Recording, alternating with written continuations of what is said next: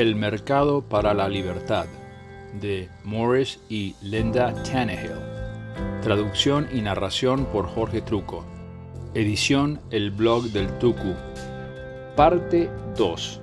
Una sociedad de laissez-faire. Capítulo 6. La propiedad, la gran solución para los problemas. La mayoría de los problemas sociales que dejan perplejos a los líderes nacionales podrían resolverse bastante simplemente mediante un aumento en la cantidad y en el tipo de propiedad que tiene dueño. Esto implicaría el igualmente importante reconocimiento general de que la propiedad es y debe ser total, y no meramente un permiso gubernamental para poseer y o administrar propiedad en la medida en que se cumplan ciertas normas legales y en que el alquiler en forma de impuestos a la propiedad sea pagado. Cuando un hombre es obligado a alquilarse a sí mismo su propiedad mediante el pago al gobierno de impuestos a la propiedad, se le está prohibiendo ejercer plenamente su derecho a ser dueño. A pesar de que es dueño de la propiedad, se ve forzado a estar en la posición de un inquilino, con el gobierno como propietario. La prueba de esto es que si deja de pagar los impuestos, el gobierno le quitará su propiedad, a pesar de que es su propiedad y no la del gobierno, tal como un propietario podría desalojar a un inquilino que no paga el alquiler. Del mismo modo, si un hombre tiene que cumplir con las leyes que dictan el uso o el mantenimiento de su propiedad, o cualquier otra norma excepto aquellas que prohíben utilizar la propiedad para iniciar la fuerza o el fraude contra otros, se le está prohibiendo ejercer plenamente su derecho de propiedad. Debido a que un hombre debe usar su tiempo, que es parte de su vida, para adquirir, utilizar y cuidar su propiedad, tiene el derecho de ser dueño de esa propiedad y de controlarla plenamente, así como tiene el derecho de ser dueño de su vida y de controlarla plenamente, siempre y cuando no la utilice para ejercer coerción contra ningún otro hombre. Cualquier forma de impuesto o regulación sobre la propiedad niega el derecho del individuo de controlar por completo su propiedad y por lo tanto su propia vida. Por esa razón, la existencia de impuestos y regulaciones a la propiedad siempre está mal. Los impuestos son un robo y las regulaciones mediante la fuerza iniciada son esclavitud. En una sociedad controlada por el gobierno, el disfrute irrestricto de ser dueño de propiedad no está permitido, dado que el gobierno tiene el poder de cobrar impuestos, regular y a veces incluso confiscar, como en dominio eminente, casi todo lo que le plazca. Además, no está permitido que gran parte de la propiedad potencial tenga dueño. En una sociedad de laissez-faire, todo lo que fuera valuado y racionalmente reclamado sería propiedad, y esta propiedad sería total. Nota 1. En el caso de una propiedad conjunta, cada dueño tendría la propiedad total de una parte del todo, y su parte estaría especificada en el acuerdo voluntario con el otro dueño o dueños. Propiedad es todo aquello que tiene dueño. Propiedad es el derecho a poseer, usar y o disponer de cualquier cosa sobre la que uno tiene un derecho moral. La propiedad puede adquirirse, produciéndose, intercambiando con otros, como donación o mediante el reclamo de un valor que no tiene dueño.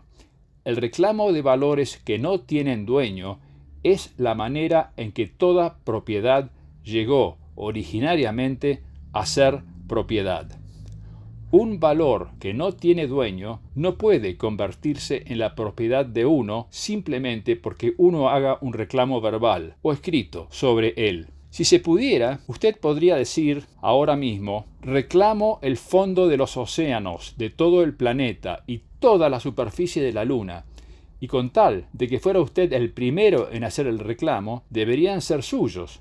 Obviamente, esto daría lugar a una confusión de reclamos contradictorios e inaplicables. Además de hacer un reclamo verbal, algo debe hacerse para establecer que ese reclamo tiene una base en la realidad. En el caso de las cosas muebles, no hay ningún problema. Cualquier cosa que pueda ser transportada a mano o mediante una máquina simplemente puede ser movida por su nuevo dueño y colocada dentro de los límites de alguna otra parte de su propiedad, su maleta, su automóvil, su casa o su tierra. El nuevo objeto reclamado puede también ser demarcado de alguna manera con el objeto de aportar más evidencias de propiedad. Con frecuencia se utiliza el nombre del dueño, sus iniciales o algún tipo de número de serie o símbolo. Los bienes inmuebles, como un árbol completamente desarrollado, una represa o un terreno, presentan otro tipo de situación. Todos los bienes inmuebles deben ser considerados como si fueran tierra, ya que aun cuando no lo fueran, no pueden ser separados de la tierra donde están, puesto que un bien inmueble no puede ser llevado a otro lugar, debe ser demarcado como propiedad del nuevo dueño en el lugar donde se encuentra. Debido a que un bien inmueble ocupa siempre algún espacio de tierra, también ésta debe ser demarcada. Toda tierra es contigua a otra tierra, incluso las islas, como puede verse si se considera el hecho de que la tierra sumergida es pasible de ser propiedad. Esto significa que lo más importante es demarcar los límites. Esto se puede hacer mediante cercas, mediante una serie de postes señalizadores colocados a intervalos, o de cualquier otra manera que sea una evidencia clara y visible de posesión en la tierra misma. Obviamente, cuanto mejor demarcados estén los límites, menos probable será la posibilidad de tener problemas con algún otro que aparezca con un reclamo conflictivo. Los reclamos conflictivos serían resueltos al ser llevados ante agencias de arbitraje privadas para su arbitraje vinculante. Como ninguno de ambos litigantes podría vender la tierra, ni tendría muchas posibilidades de alquilarla, ni incluso ninguna seguridad sobre su posesión, mientras su demanda estuviera en disputa, ambas partes estarían impulsadas a someter la cuestión a un arbitraje. La agencia de arbitraje de libre mercado, si quisiera permanecer en el negocio, tendría que tomar la decisión más justa que le fuera posible. Ambos litigantes estarían entonces obligados a acatar la decisión del árbitro, ya que un hombre que por contrato contrajera la obligación de acatar los resultados de un arbitraje y luego infringiera dicho contrato, se estaría anunciando a sí mismo como alguien no confiable, y nadie querría arriesgarse a hacer negocios con él. Nota 2. En el capítulo siguiente se analizará en profundidad la naturaleza y función de las agencias de arbitraje, así como las fuerzas de mercado que impulsan a los litigantes a someter sus demandas al arbitraje y a acatar las decisiones de los árbitros. El hecho de que pueden surgir reclamos conflictivos y que tengan que resolverse ante árbitros imparciales da respuesta a la pregunta: ¿qué tan bien debe estar demarcada una determinada propiedad para que un hombre pueda establecer un reclamo sobre ella? Obviamente, si el nuevo propietario quiere que su propiedad esté segura, tiene que proceder a delimitarla, en el caso de la tierra, y demarcarla lo bastante claramente para establecer su reclamo ante todo posible reclamo conflictivo. Supongamos que un explorador ambicioso reclamara 1 kilómetro cuadrado de tierra en territorio montañoso, muy boscoso, y lo demarcara erigiendo un poste indicador de 2 metros de altura en cada una de las 4 esquinas. Y que 6 meses más tarde un estudiante, en busca de la privacidad de un refugio tranquilo, viniera y cercara 2 hectáreas, parte de las cuales se encontraran dentro del terreno reclamado por el explorador. Al descubrirse el conflicto y al ser el asunto sometido a arbitraje, los árbitros, muy probablemente, decidirían en favor del estudiante, aunque su reclamo haya sido muy posterior en el tiempo. Es razonable considerar que no debería esperarse que el estudiante supiera de la existencia de los 4 postes indicadores escondidos en el bosque y que, por lo tanto, la demarcación de su tierra hecha por el explorador hubiera sido insuficiente para establecer con claridad su reclamo. Del mismo modo, un hombre podría aterrizar en un nuevo planeta, cercar 1 kilómetro cuadrado y luego reclamar que, puesto que el planeta es una esfera cerrada, él es dueño de todo el territorio fuera de lo cercado, es decir, todo el planeta excepto el kilómetro cuadrado cercado.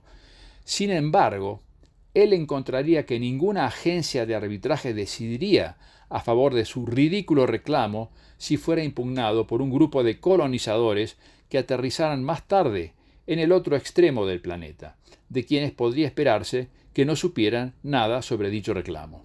Diferentes tipos de reclamos requerirían diferentes tipos y grados de delimitación y demarcación, y cada reclamo sería un caso individual a ser decidido en base a sus propios méritos, pero el hecho de que todos los reclamos conflictivos podrían ser sometidos a arbitraje y de que la integridad del arbitraje estaría garantizada por la competencia en un mercado libre, aseguraría la máxima justicia humanamente posible.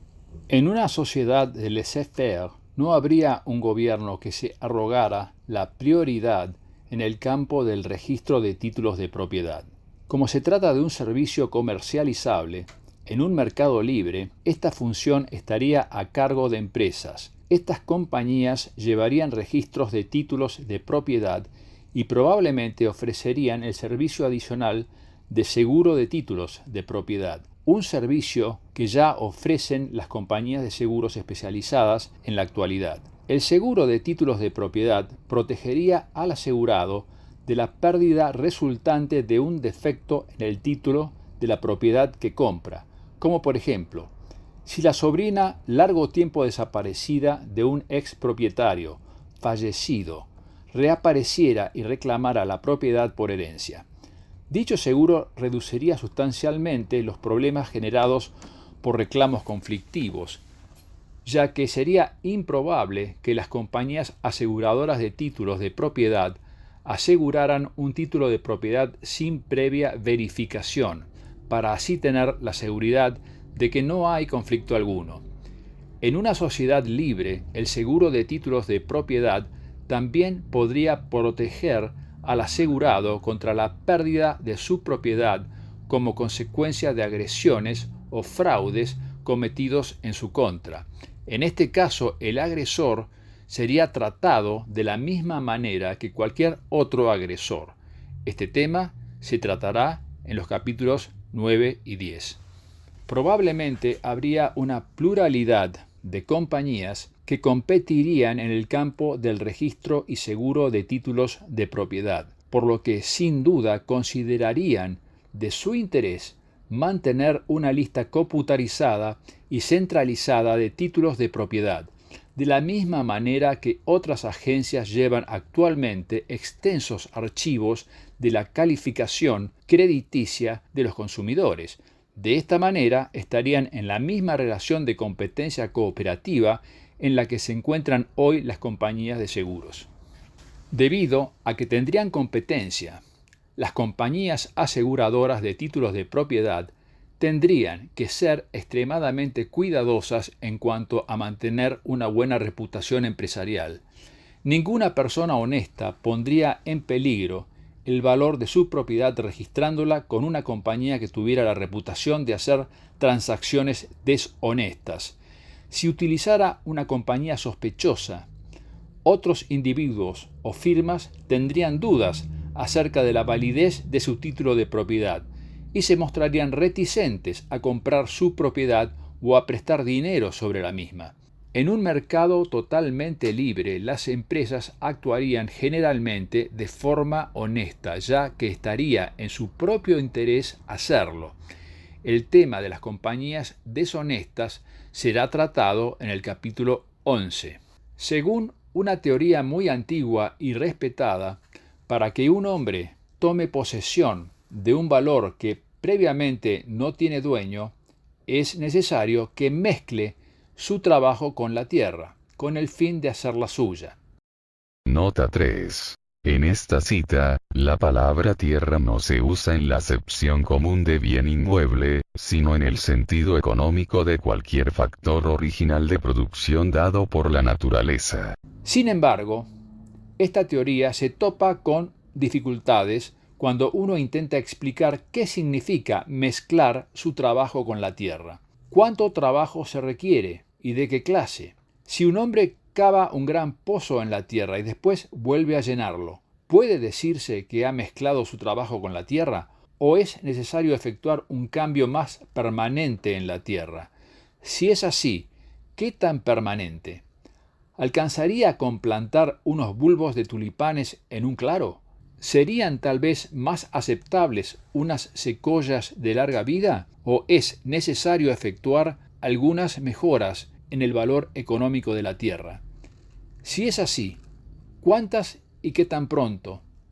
¿Sería suficiente plantar un pequeño jardín en medio de una parcela de 500 hectáreas?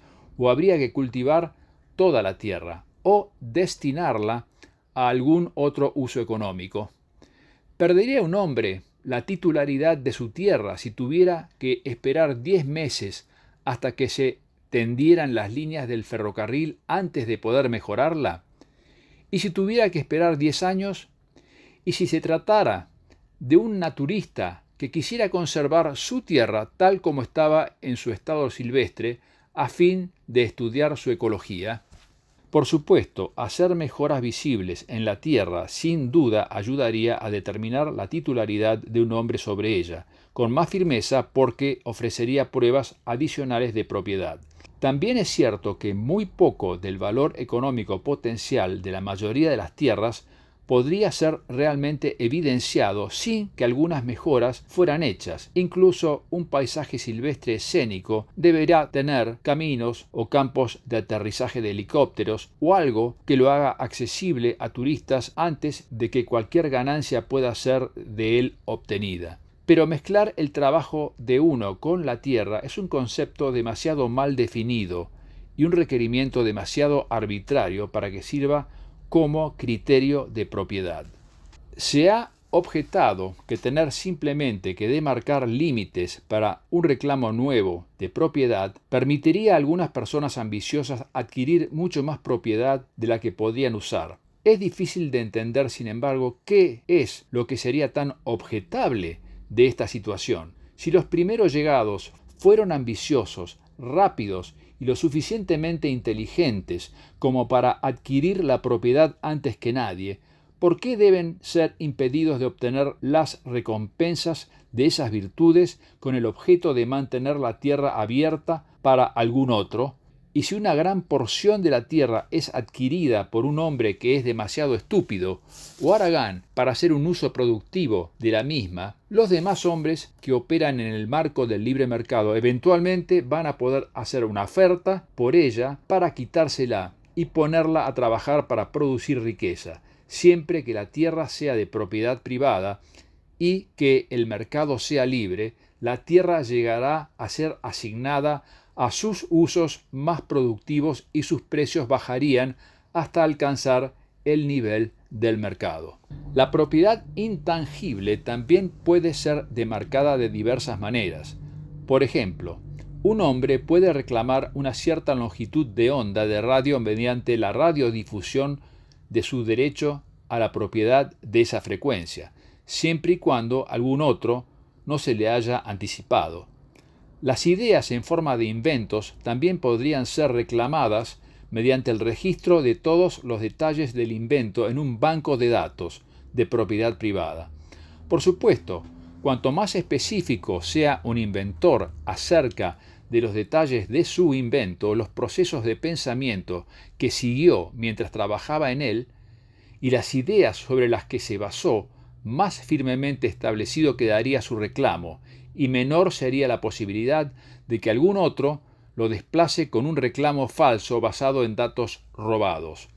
Habiendo registrado su invento para establecer su propiedad sobre la idea o ideas, el inventor podría entonces comprar un seguro, ya sea de la empresa que posee el banco de datos o de una compañía de seguros independiente, contra el robo o uso comercial no autorizado de su invento por cualquier otra persona. La compañía de seguros le garantizará el cese del uso comercial no autorizado del invento y compensaría totalmente al inventor por las pérdidas sufridas.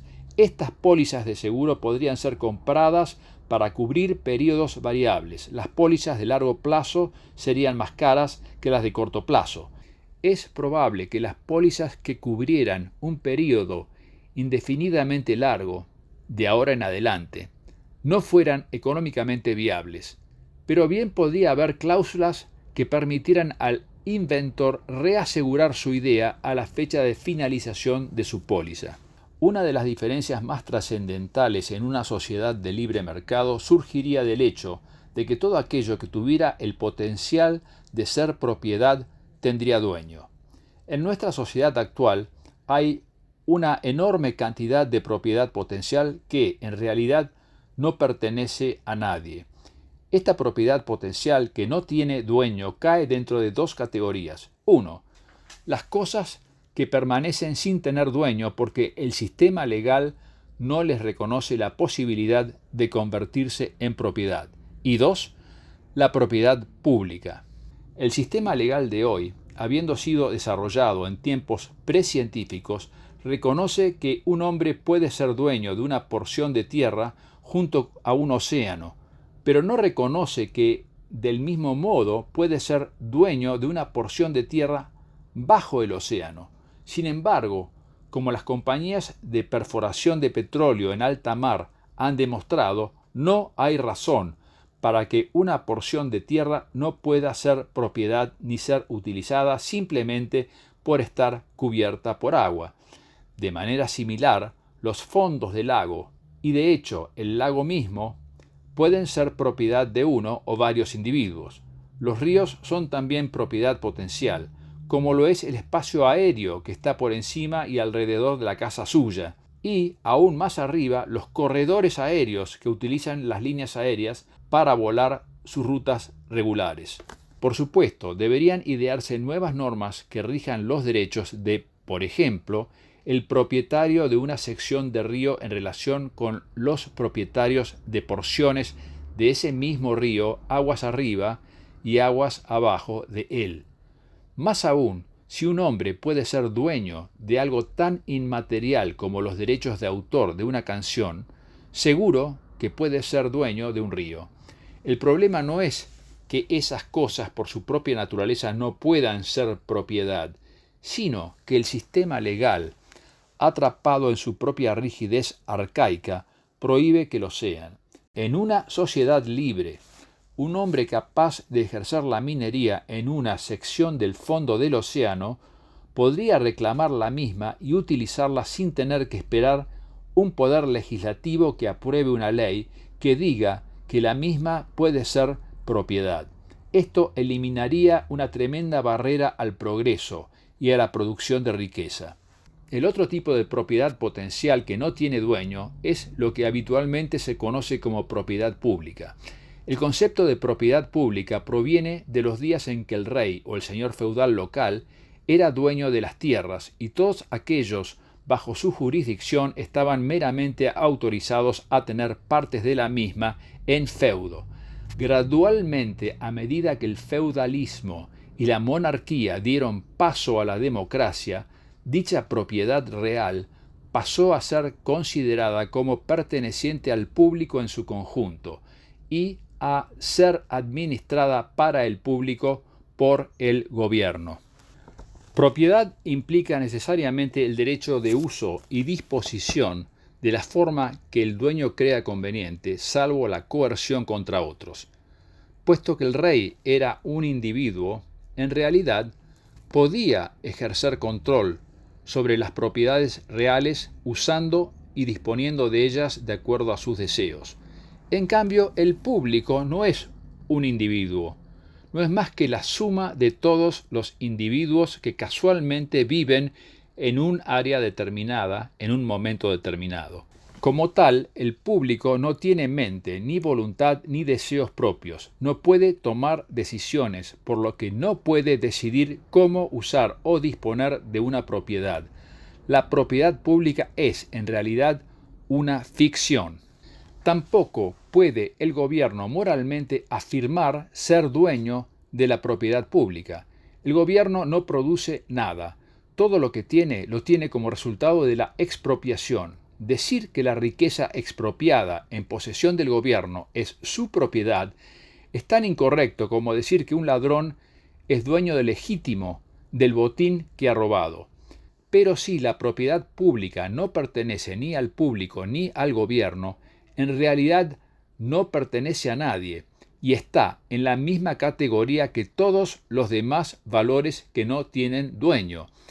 Entre los ítems incluidos en esta clasificación están las calles y rutas, las escuelas, las bibliotecas, todos los edificios del gobierno y los millones de hectáreas de tierras estatales que constituyen la mayor parte de muchos estados del oeste de los Estados Unidos.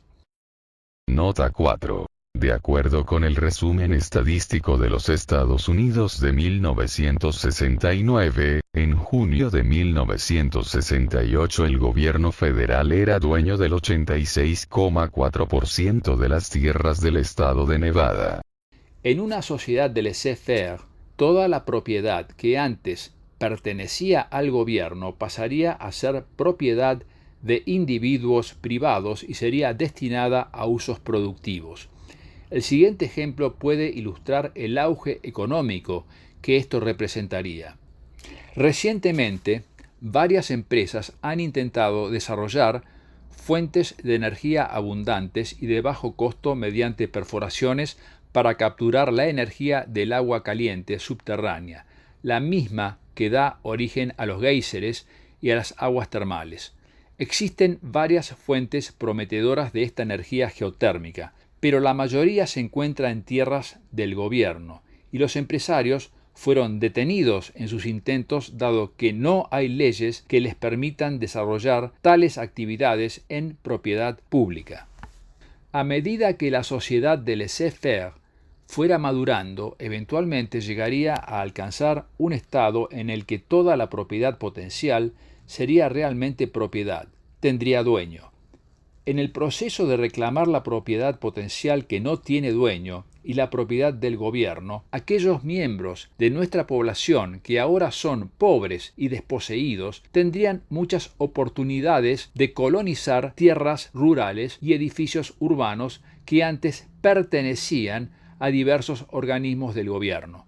Esto les daría por primera vez un interés propietario sobre algo, y les enseñaría, como ninguna otra cosa podría hacerlo, a respetar el producto de su propio trabajo y del trabajo de otros, lo cual significaría respetarse a sí mismos y respetar a otros hombres.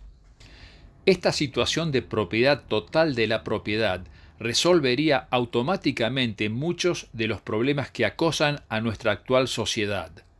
Por ejemplo, los elementos haraganes de la población que no hayan adquirido ninguna propiedad y no estuvieran dispuestos a trabajar con el fin de ganar suficiente dinero para alquilar viviendas, serían literalmente expulsados hacia los márgenes geográficos de la sociedad.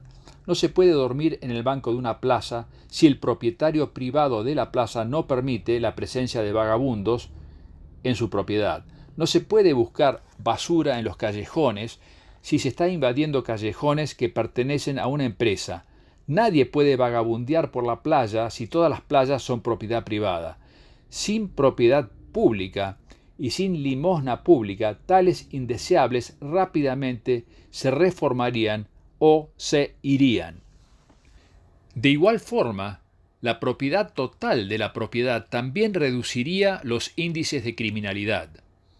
Una empresa privada propietaria de calles haría una política de mantener las calles libres de borrachos, matones y de cualquier otra amenaza molesta mediante la contratación de guardias privados si fuera necesario. Incluso podría anunciar: las calles de Thruway Corporation tienen seguridad garantizada a cualquier hora del día o de la noche. Las mujeres pueden caminar solas por ellas con total confianza. A un criminal al que le fuera prohibido el uso de cualquier calle de la ciudad debido a que todas las empresas de calles sabrían de su mala reputación, le costaría muchísimo encontrar un lugar donde cometer un crimen. Por otra parte, las compañías privadas, propietarias de calles, no tendrían ningún interés en regular el modo de vestir, la moral, los hábitos o el estilo de vida de las personas que usaran sus calles. Por ejemplo, no querrían alejar a los clientes arrestando o acosando a los hippies o a las chicas con blusas transparentes o trajes de baño topless o cualquier otra desviación no agresiva de los estándares de valor de la mayoría. Lo único que pedirían es que cada cliente pague sus 10 centavos por día y se abstenga de iniciar la fuerza, de obstruir el tráfico o de ahuyentar a otros clientes. Fuera de eso, ni su estilo de vida, ni su código moral serían de ningún interés para ellas. Lo tratarían con cortesía y le solicitarían mantener su relación como cliente. Otro aspecto de la propiedad total de la propiedad es que haría innecesarias y carentes de sentido las leyes de inmigración. Si toda la propiedad potencial fuera realmente propiedad, es decir, si tuviera un dueño, cualquier inmigrante tendría que contar con dinero suficiente como para mantenerse, o con alguna habilidad comercializable que le permitiera conseguir rápidamente un trabajo, o con alguien que lo ayudara hasta que comenzara a trabajar. No podría simplemente meterse en la zona libre y vagar por ahí, porque de esa forma estaría invadiendo. Los que fueran hábiles y ambiciosos vendrían. Los haraganes no se atreverían. Esto es mucho más justo y eficaz que el actual sistema National Quota. Nota 5. La fórmula Orígenes Nacionales, también conocida como National Quota, era un sistema estadounidense de cuotas de inmigración que restringía la inmigración sobre la base de las proporciones ya existentes en la población. El objetivo era mantener la composición étnica existente de los Estados Unidos. También el problema de la contaminación estaría en camino a ser resuelto. Si yo soy dueño del espacio aéreo alrededor de mi casa, es obvio que usted no tiene derecho a arrojar contaminantes en él, como no tiene derecho a tirar basura en mi jardín. De la misma forma, usted no tiene derecho a arrojar aguas servidas en mi río, a menos que tengamos un contrato que especifica que usted puede alquilar el uso de mi río para tales propósitos, y ese contrato debería también incluir el consentimiento de todos aquellos individuos que fueran dueños de secciones del río aguas abajo de la mía. Dado que la contaminación es ya un problema en muchas áreas, debería entenderse que cualquiera que compra una propiedad por el acto de comprarla presta su consentimiento respecto del nivel de contaminación promedio al momento de la compra, pero tiene el derecho de exigir que otros la mantengan libre de cualquier contaminación adicional. Inicialmente, esto significaría que las empresas ya establecidas no pueden aumentar su nivel de contaminación ni pueden nuevas empresas comenzar a contaminar. Pero como los métodos y los dispositivos de control de la contaminación se han hecho comunes y relativamente baratos, las compañías establecidas buscarían reducir e incluso eliminar la contaminación con el fin de evitar que sus empleados se vayan a trabajar a nuevas industrias que operan en áreas libres de contaminación. Los problemas de contaminación no podrían seguir existiendo en un entorno de libre mercado competitivo del laissez-faire, un entorno que los gobiernos destruyen. La propiedad total de la propiedad, contrariamente a la creencia popular actual, es la única forma viable de conservar los recursos naturales. La conservación de los recursos es un tema gravemente empañado por concepciones erróneas y pensamientos poco claros. Por ejemplo, se afirma que el mercado desperdicia recursos escasos, robándoles así su uso a las futuras generaciones.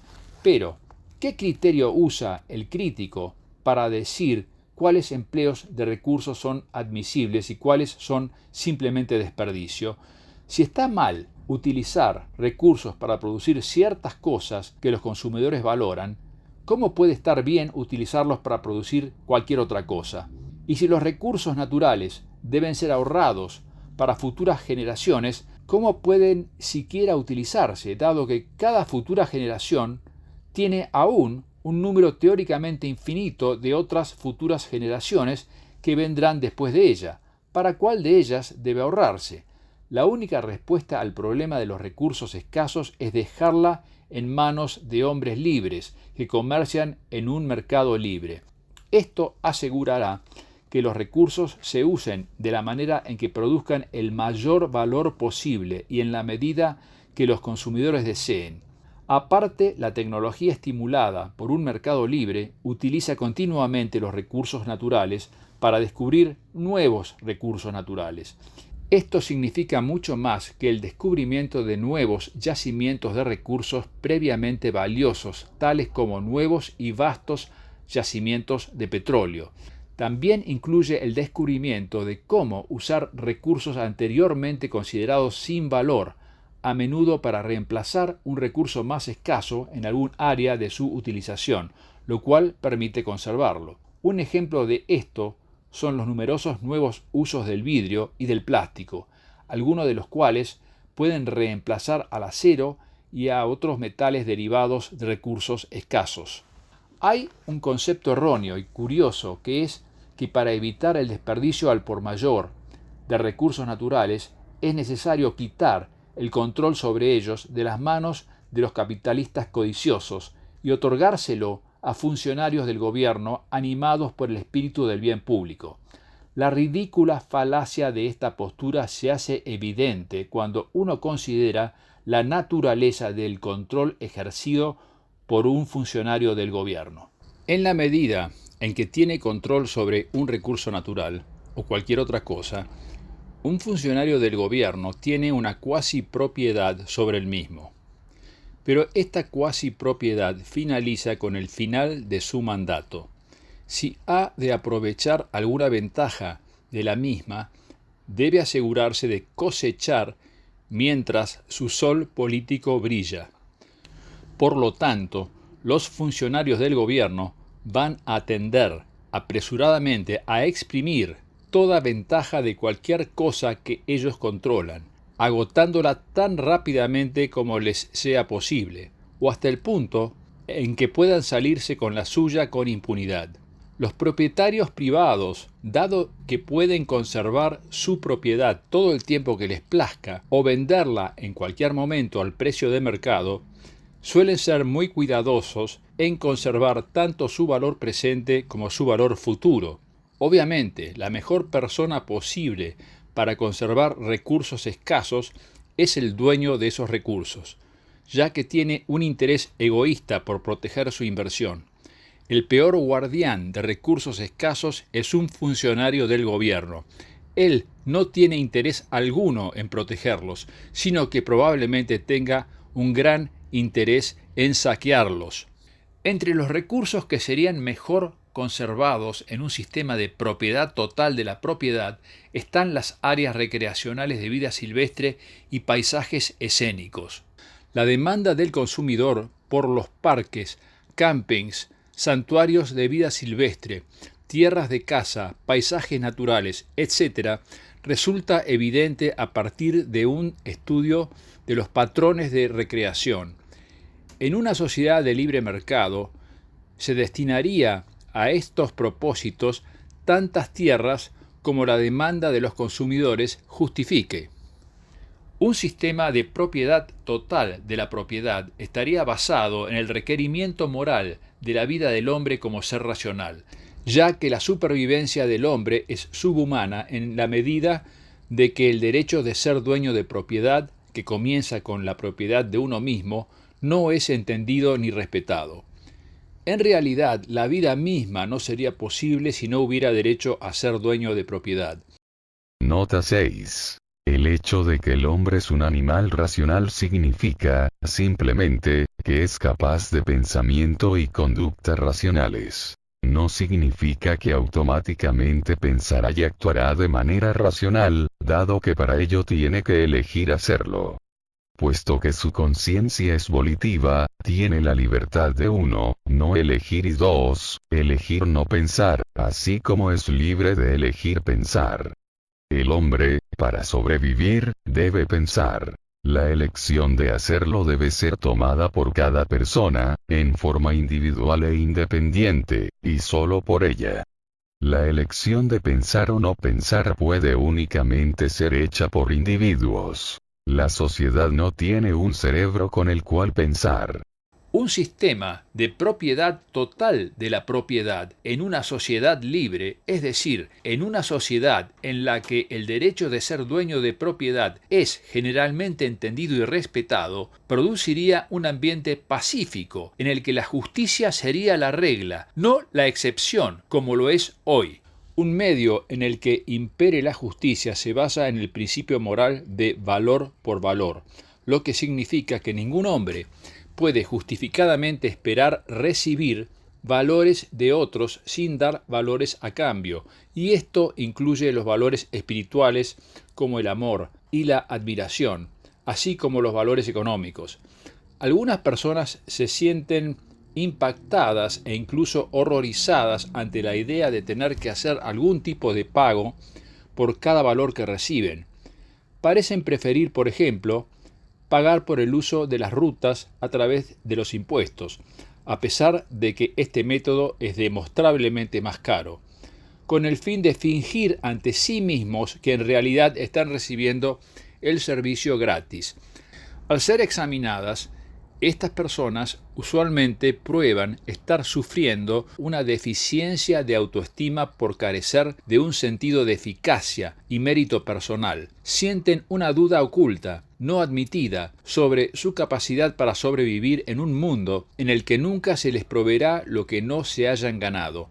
Pero sus problemas psicológicos no alteran la naturaleza de la realidad. Sigue siendo un hecho que la única forma moral de los hombres de tratar unos con otros es dando valor por valor, y que el hombre que busca lo que no se ha ganado es un parásito. El hombre que tiene autoestima se da cuenta de esto y se enorgullece de su capacidad de pagar por los valores que recibe. A partir del examen de los temas tratados en este capítulo y en el anterior, es evidente que por su propia naturaleza, una sociedad no gubernamental de libre mercado fomentaría la responsabilidad, la honestidad y la productividad en los individuos que vivieran en ella. Esto causaría una mejora sustancial en la pauta moral de la cultura en su conjunto y una abrupta caída en la tasa de criminalidad. No obstante, puesto que los seres humanos son criaturas con una conciencia volitiva y por tanto son libres de actuar irracionalmente, si así lo deciden, no puede haber tal cosa como una utopía. Una sociedad de libre mercado aún tendría que disponer de medios para el arbitraje de las disputas, la protección y defensa de la vida y la propiedad y la rectificación de la injusticia. En ausencia de gobierno, las instituciones que puedan proveer estos servicios surgirían naturalmente del mercado. Los siguientes capítulos examinarán estas instituciones y su funcionamiento en un entorno de libre mercado.